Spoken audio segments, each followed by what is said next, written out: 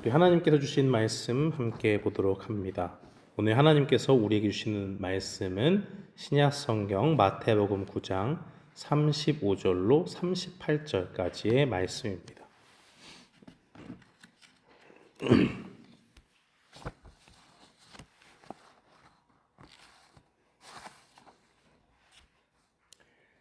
신약 성경 마태복음 9장 35절로 38절까지의 말씀.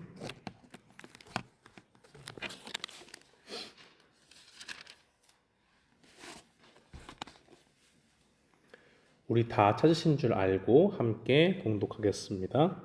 예수께서 모든 도시와 마을에 두루 다니사 그들의 회당에서 가르치시며 천국 복음을 전파하시며 모든 병과 모든 약한 것을 고치시니라.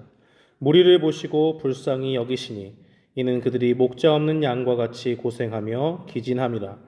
이에 제자들에게 이르시되 추수할 것은 많되 일꾼이 적으니 그러므로 추수하는 주인에게 청하여 추수할 일꾼들을 보내주소서 하라 하시니라. 아멘. 저는 본문 말씀 마태복음 9장 35절로 38절 말씀을 통해서 예수님의 사역이라는 제목으로 주의 말씀을 선포하겠습니다. 수많은 사람들이 살고 있는 이 세상에서는 우리가 서로 사람들과의 관계를 맺고 살아갑니다. 그런데 많은 사람들을 만나게 되는데 그 가운데서 이 사람이 어떤 사람인가를 잘 분별해야 될 필요가 있습니다. 이 사람이 정말 나쁜 마음을 품고 나에게 접근하는 것인지 아니면 정말 좋은 마음을 가지고 나에게 진심 어린 친구가 되기 원하고 나와 정말 친밀한 관계 속으로 들어가기 원하는 사람인가 하는 것을 구분하지 못한다면 우리는 악의를 가지고 접근하는 사람들에게 이용당하지 않을 수 없습니다. 사람들이 존경하는 인물 중에서 중국의 공자라고 하는 사람이 있죠. 이 사람이 논어라는 책에서 그 위정편이 있는데 거기 10장에 보면 사람을 판단할 때 세 가지를 보라라고 그렇게 이야기를 합니다.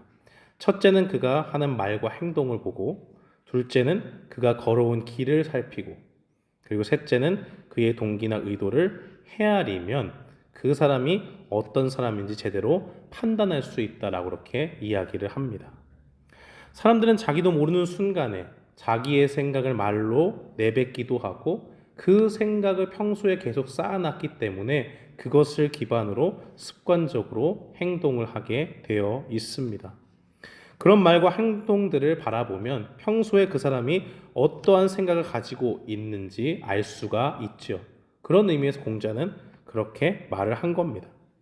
그가 또한 살아온 개인의 역사를 바라보면 그 사람이 어떤 사람인지를 알 수 있죠. 말로는 다른 사람들을 막 다 도와주고 자신은 절제 않는 삶을 살아야 됩니다 라고 막 얘기를 해요. 그런데 그 사람의 삶을 보니까 집도 아주 다른 사람이 살 수 없는 아주 부유한 곳에 있고 다른 사람이 탈 수 없는 차들을 타고 그 몸에 걸치는 것이 모두 다 값비싼 것으로 치장되어 있다면 사람들은 그 사람의 말에 더 이상 귀를 기울이지 않습니다. 왜 그럴까요? 말하는 것과 삶이 다르니까 이 사람은 거짓말쟁이네 라고 그렇게 생각하는 거예요. 그가 말로는 좋은 말을 하지만 실제로 삶은 그렇게 살지 않기 때문에 저 사람의 메시지는 진실함이 없다라고 그렇게 생각을 하는 겁니다. 실제로 사람들에게 존경을 받는 사람들은 어떤 사람들이죠? 그가 걸어온 길이 가르친 바와 일치하는 사람, 그의 말과 행동이 똑같은 사람을 존경하고 그 사람을 정말 저 사람은 사람 참 괜찮다라고 그렇게 이야기를 합니다. 그런데 어떤 사람은요, 그렇게 보이는데 동기나 의도를 어떤 식으로 가지고 있는지 쉽사리 분별하기 어려운 사람들도 있습니다. 그것이 정말 쉬웠다면요, 누구도 이 세상에 사기꾼에게 속임을 당하는 사람이 없었겠죠. 이 세상에는 광명한 천사로 위장하는 사탄처럼 자신의 악한 의도와 동기를 숨기고 한동안 아주 말과 행동이 일치하는 것처럼 그렇게 살아가는 사람들도 분명히 있습니다. 그런데 그 모든 것이 다 연기에 불과하다는 거죠. 그 사람이 어떻게 되든 상대방이 어떻게 되든 상관이 없는 사람이 바로 그런 사람들입니다. 그 사람에게 재산을 빼앗고 그 사람을 통해서 그 사람의 삶이 무너지든 말든 상관없이 저 사람을 통해서 내가 취할 수 있는 이득이 있다라고 생각하면 악한 사람들이 자신을 속이면서 다른 사람들에게 아주 선한 의도를 가지고 접근하는 것처럼 하는 겁니다. 그러나 우리 주님은 어떤 분이십니까? 오히려 자기의 속내를 감춤없이 드러내시고 본인이 어떤 분인지를 알라고 밝히 알려주시는 분입니다. 오늘 하나님의 말씀은 우리를 위해서 이 땅에 오신 예수님의 사역에 대해서 말씀하고 있습니다. 그가 이 세상에 오셔서 어떤 일을 행하셨고 어떤 마음으로 우리를 대하셨고 또 그 동기가 무엇인지 알려주십니다. 악한 사람들은 자기 속내를 보여줄 듯 말 듯해요. 그래서 그 사람이 도대체 무슨 말을 하고 있는 걸까? 어떨 때는 가늠이 되지 않습니다. 그러나 주님께서는 그러한 것들을 하지 않으세요. 오히려 자기의 속에 있는 모든 것들을 다 보여주십니다. 우리를 사랑하시는 자신의 모습을 알려주시고 그 모습을 알고 우리가 주님께로 나아오기를 바라는 것이 바로 주님의 마음입니다. 예수님의 사역은 어떤 사역이었습니까? 주님의 길은 어떤 길이셨고 그는 어떤 삶을 사셨습니까? 35절 말씀은 증거하기를 모든 도시와 마을을 두루 다니셨다 말씀하고 있습니다. 보통 이 세상에 권위가 있고 존경받는 사람들은 어때요? 그냥 한 자리에 앉아 있습니다. 그곳에 있으면 많은 사람들이 그에게 찾아가서 묻기도 하고 야 어떻게 저 사람 한번 만나가지고 진리를 좀 얻을 수 있을까? 이 세상 살아가는 좋은 지혜를 저 현자로부터 얻을 수 있지 않을까라고 그렇게 생각을 합니다. 그런데 이 땅에 오신 주님은 오히려 반대의 행보를 걸어가십니다. 어둠과 같은 이 땅에 오셔서 고통당하는 사람들에게 주님은 무엇을 보여주십니까? 친히 자신이 하나님으로 오셔서 이 땅의 모든 죄인들을 구원하는 구원자로 오셨음에도 불구하고 그 높은 위치에 상관없이 하늘 보좌를 버리신 가장 낮은 곳에 임하신 주님의 모습으로 이 땅에 오셨습니다. 그는 오셔서 많은 도시와 마을들을 다니시며 천국이 가까이 왔음을 증거하셨습니다. 로마의 압제 가운데 고통당하는 백성들, 언제 구약에 오신다고 하시는 그 메시아가 우리를 와서 구해줄까 하는 사람들이 그 유대 땅에 가득했습니다. 그런 사람들의 마음을 아시고 주님은 그들을 찾아가 만나주시는 은혜를 베푸시려고 이 땅에 오셨습니다. 주님은 그들에게 다가가서 그냥 찾아다니고 만나서 끝나는 것이 아니라 그들에게 구체적인 세 가지 사역을 행하십니다. 35절 말씀에 보면 첫째로 그들을 회당에서 가르치십니다. 회당은 당시에 하나님의 말씀을 듣고 그 말씀이 무엇인지 가르침을 받는 장소였습니다. 그곳에서 무미건조한 율법적인 가르침들을 떠나서 이제 하나님의 말씀이 과연 무엇을 가리키시는가 하는 것을 예수님께서 직접 알려주시는 거예요. 우리도 유명한 교재나 학습지를 볼 때에 가끔 저자직강이란 말을 쓰잖아요. 저자가 직접 어떤 의도로 이 문제를 냈고 이 문제의 답을 왜 이렇게 도출하려고 했는가라는 것을 알려주면서 듣게 되면 그 강의를 듣는 사람은 누구보다도 더 빠르게 이해하고 정확히 그 뜻을 알 수 있죠. 하나님께서 자신을 나타내신 이 계시의 말씀을 통해서 또 그 말씀이 무엇인가를 직접 이 땅에 내려오셔서 가르쳐 주신다는 것은 무엇입니까? 바로 주님께서 참된 진리로 이 땅에 오셨음을 밝히 알려주시고 내가 너에게 이것을 알려주기 위해서 오셨다라는 사랑의 표현으로 알 수 있습니다. 예수님은 유대인들이 기대하던 정치적인 왕이나 군사적인 왕은 아니었습니다. 그런 정도의 수준을 넘어서는 왕이셨어요. 우리를 위해서 십자가에 달려 돌아가셨지만 누구도 이기지 못한 죽음을 이기신 분입니다. 그리고 부활하셔서 하늘로 올라가셔서 이 땅에 그 누구도 해결할 수 없는 죽음의 문제가 어떻게 하나님 안에서 극복이 되는지를 말씀해 주셨습니다. 보여주셨어요. 그래서 예수님은 누가복음 4장에서 회당에 들어가 이렇게 말씀하셨습니다. 주의 성령이 내게 임하셨으니 이는 가난한 자에게 복음을 전하게 하시려고 내게 기름을 부으시고 나를 보내사 포로된 자에게 자유를, 눈먼 자에게 다시 보게 함을 전파하며 눌린 자를 자유롭게 하고 주의 은혜의 해를 전파하게 하려 하심이라 하였더라. 그 말씀을 하시면서 말씀하시죠. 모든 듣는 사람들에게 이 구약의 말씀이, 이사야 선지자를 통해 전해진 말씀이 오늘 너희 귀에 응하였느니라 라고 말씀하십니다. 더 기다릴 정치적인 왕도 없고 군사적으로 강해진 군사를 통해서 반란을 일으켜서 로마를 무찌르고 우리를 해방시켜줄 그런 왕 기다릴 필요 없다라고 말씀하시는 거예요. 이미 내가 여기 있고 내가 와서 너희를 다스린다 말씀하십니다. 예수님은 사람들이 해결할 수 없는 죄의 문제를 해결하셨습니다. 죄로 인해서 불행하고 비참하게 살 수밖에 없는 그 사람들을 위해서 이 땅에 오셨어요. 사탄과 마귀를 물리치시는, 마귀의 일을 멸하러 오신 그 메시아가 바로 예수님이심을 우리에게 가르쳐 주셨습니다. 뿐만 아니라 예수님은 이 땅에 오셔서 둘째로 천국 복음을 전파하셨죠. 무엇보다 중요한 복음, 그것은 기쁜 소식인데 그것이 무엇입니까? 이 세상의 그 어떤 소식과도 비교할 수 없는 하나님의 통치가 예수님을 통해서 시작되었다는 것을 의미합니다. 하나님은 이전에도 온 세상을 다스리셨죠. 하나님의 뜻대로 지으셨고 그 가운데서 하나님의 크신 능력 가운데 온 세상을 다스리셨습니다. 그런데 이제 그 크신 계획 가운데 약속하신 구원자를 보내주신 때가 되었고 그것이 바로 예수님이었다는 거예요.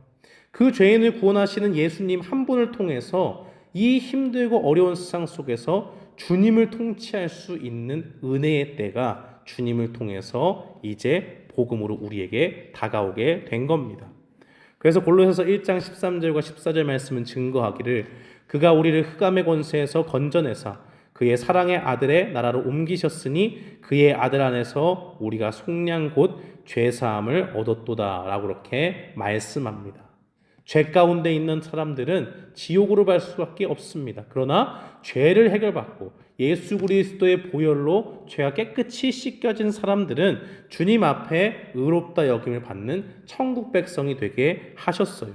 그 모든 일들을 이제 예수님께서 이루시는 겁니다.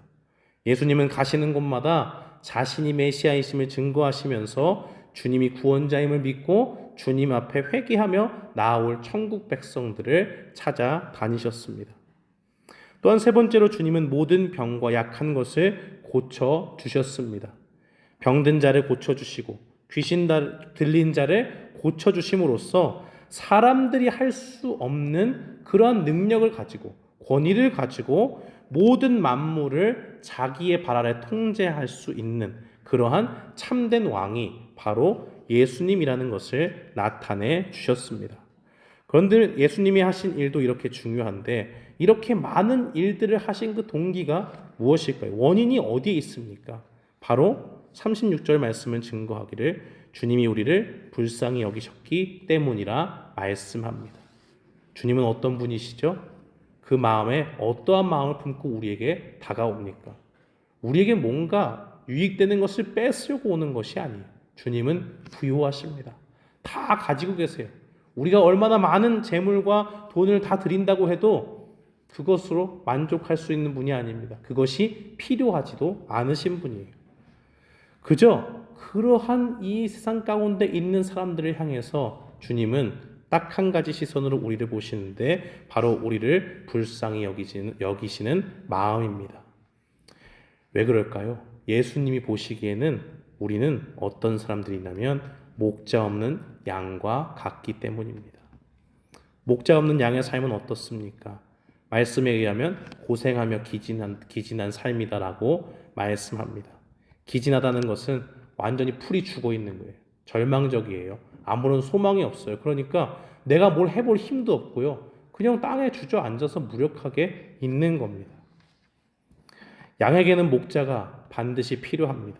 있어도 되고 없으면 그만인 그런 옵션과도 같은 것이 아니에요.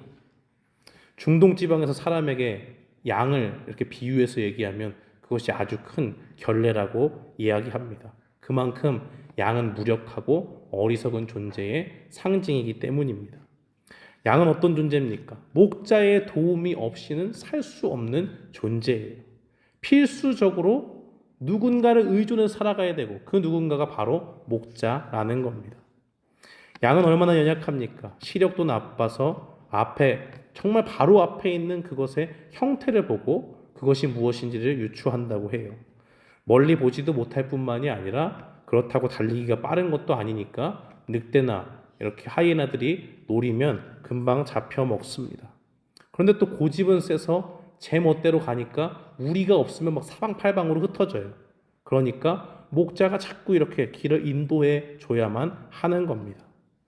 하도 어리석어서 잘 속으니까 늑대나 하이에나들이 이렇게 저렇게 길을 막으면서 유인해가지고 좁은 통로로 몰아가지고 거기서 잡아먹는다고요. 그러니까 그걸 보고 사람들이 양치기 개를 통해가지고 이렇게 갈 길을 인도해야 되는구나 하는 그런 아이디어를 얻었다고 합니다. 이렇게 연약하고 어리석은 것이 양의 특징이에요. 그것은 곧 우리의 특징이라는 말입니다. 주님은 이런 양들을 바라보시듯 많은 사람들을 보고 계십니다. 사역의 현장에서 있던 그 많은 사람들이 그들의 목자이신 예수님을 알지 못하고 있으니 그보다도 불쌍한 일이 없다라는 거죠. 가만히 놔두면 주님이 목자 되셔서 그들을 다스리시고 통치하지 않으면 우리의 인생은 절망뿐이고 고생뿐이고 기진하여서 완전히 무력감 속에 곤두박질 칠 수밖에 없는 존재라는 겁니다. 주님이 없으면 우리는 어떻게 살아갑니까? 나름대로의 지혜를 가지고 살아가요. 자기의 인생의 계획을 막 세우고요. 인생의 시간표를 막 짜고 갑니다. 그것이 나쁜 것이 아닙니다. 그렇지만 분명히 기억해야 될 것은 우리의 계획은 우리 뜻대로 늘 되지 않아요. 그렇게 되는 경우도 있습니다만 그것이 100% 이루어지진 않습니다. 우리가 아무리 자기 길을 계획한다고 할지라도 그 길을 인도하시는 이는 하나님이시기 때문입니다. 나는 고집센 양처럼 나름대로 맞다고 하는 생각을 가지고 이러한 신념을 가지고 이렇게 살아야지 열심히 살아보면 그것이 크게 잘못되었다는 것을 뒤늦게 깨닫습니다. 그것으로 끝나는 것이 아니라 그동안 잘못된 신념에 사로잡혀 살았던 모든 날들이 후회돼요. 내가 왜 그렇게 생각했지? 왜 그때는 그렇게 스스로를 확신하면서 이 어리석음 속에 지혜롭다고 교만하게 이야기했을까? 그것이 바로 어리석은 양과 같은 우리의 모습입니다. 우리는 목자 되신 주님이 없으면 양을 먹이고 삼키려고 달려드는 그 늑대의 모습과 같이 우리를 공격하는 사탄의 먹이가 되고 맙니다. 그래서 그 인생에 주님이 주시는 평안은 없고 언제나 뭔가를 열심히 해도 불안하고 열매 맺지 못하는 우리의 인생을 보면서 스스로 한탄하고 맙니다. 예수님 당시 유대인 지도자들은 목자가 없는 그러한 것처럼 자신들의 본분의 일들을 다하지 않았습니다. 그래서 예수님은 당시에 존경받던 서기관과 바리새인들을 가리키시면서 이렇게 평가하셨습니다. 무거운 짐을 묶어 사람의 어깨에 지우되 자기는 이것을 한 손가락으로도 움직이려 하지 아니하며 그들이 고통 가운데 죽어가고 참된 진리를 몰라서 죽어가는데 오히려 그들에게 질타하면서 너 이거 안 했지? 율법의 잣대로 자꾸 갖다 대고 그들에게 심판하고 정죄하는 가운데 그들의 목을 더욱더 옥죄어 오는 거예요. 가뜩이나 로마의 압제 가운데 살기 힘든데 그러한 잣대를 갖다 대니 공회에 나가서 회당에 나가서 그들의 가르침을 받는다고 한들 그들의 영혼에 어떠한 유익이 있겠습니까? 더욱더 힘들어지고 황폐해져 가는 겁니다. 그러한 모습을 보신 것이 바로 주님이세요. 그러한 서기관과 바리새인들의 관심은 어디 있습니까? 백성을 목자로 대하는 백성의 목자가 되어서 양으로 대하는 그런 사람들과는 다르죠. 오히려 자신들이 상석에 앉고 자기들이 존경을 받고 다른 사람들 대접받고 칭찬받는 것에만 관심이 있었습니다. 그러나 우리 주님은 우리의 참된 목자로 우리에게 오셨습니다. 오셔서 우리에게 무엇을 말씀하십니까? 목자 없는 양과 같이 죄에 신음하는 백성들, 하나님이 없어서 방황하는 고통받는 사람들, 영적으로 취약해서 사탄의 공격에 악신에 사로잡히고 그 영혼의 괴롭힘을 받는 사람들을 보시면서 그들이 불쌍히 여겼다 말씀하고 계십니다. 그러면서 제자들에게 또한 말씀하시죠. 37절과 38절에는 추수할 일꾼이 적으니 주인에게 청하여 추수할 일꾼을 보내주소서 기도하라 말씀하십니다. 사랑하는 성도 여러분, 주님의 사역의 핵심에는 무엇이 있습니까? 주님의 긍휼과 사랑이 있습니다. 예수님께서 그의 제자들에게 무엇을 말씀하십니까? 추수의 이야기를 하시죠. 추수는 열매를 거둬들이는 것인데 예수님은 왜 갑자기 이런 말씀을 하십니까?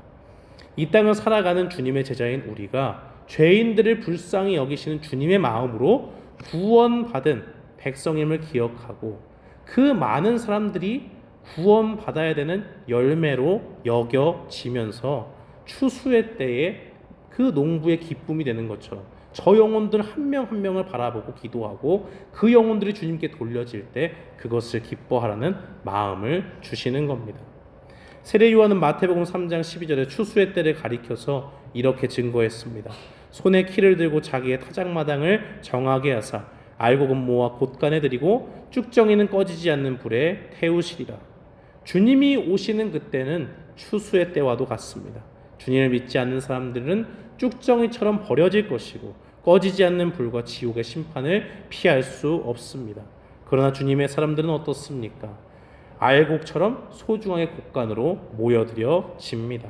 천국 백성이 되어서 주님과 함께하는 그런 사람들의 복을 받습니다. 주님은 이미 이 축복을 받은 제자들에게 주님과 같은 마음을 품고 이 땅에서 살아가는 모든 사람을 대할 것을 말씀하십니다. 주님은 제자들에게 무엇을 기도하라 하셨습니까? 추수할 일꾼을 보내달라고 기도하라 말씀하십니다. 주님이 원하시는 기도는 우리의 잘됨과 우리의 성공을 위한 기도가 아닙니다.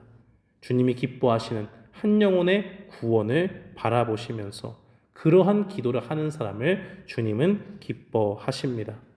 그러한 기도를 통해서 하나님을 통해서 복음의 동역자들을 만나고 다른 사람들도 나와 같이 주님의 그 복음을 경험해서 구원으로 함께 들어가는 주님의 제자가 된다면 그것보다 주님을 기쁘시게 만드는 것은 없다라는 거죠.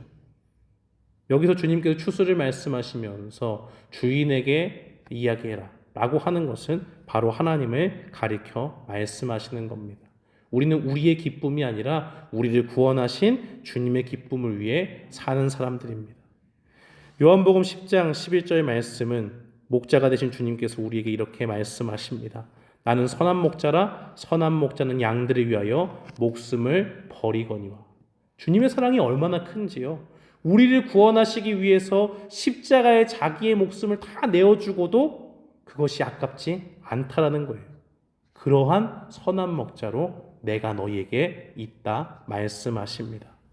사랑하는 성도 여러분, 오늘 이 말씀 가운데 우리는 무엇을 바라봐야 됩니까? 우리에게는 목자 되신 주님이 계십니다. 우리는 더 이상 방황하는 사람들이 아니에요. 그렇기 때문에 우리가 그 사랑을 받았다면 이제 주님이 바라보신 긍휼과 사랑의 모습을 가지고 모든 사람을 대해야 될 줄 압니다. 그들에게 필요한 것은 무엇입니까? 영혼의 구원자 되신 예수님을 아는 것이 필요합니다. 그 예수님을 만나서 주님 안에 있는 참된 평안을 누리고 주님 안에서 함께 천국으로 들어가는 그 기쁨을 맛보는 그러한 것들이 반드시 필요합니다.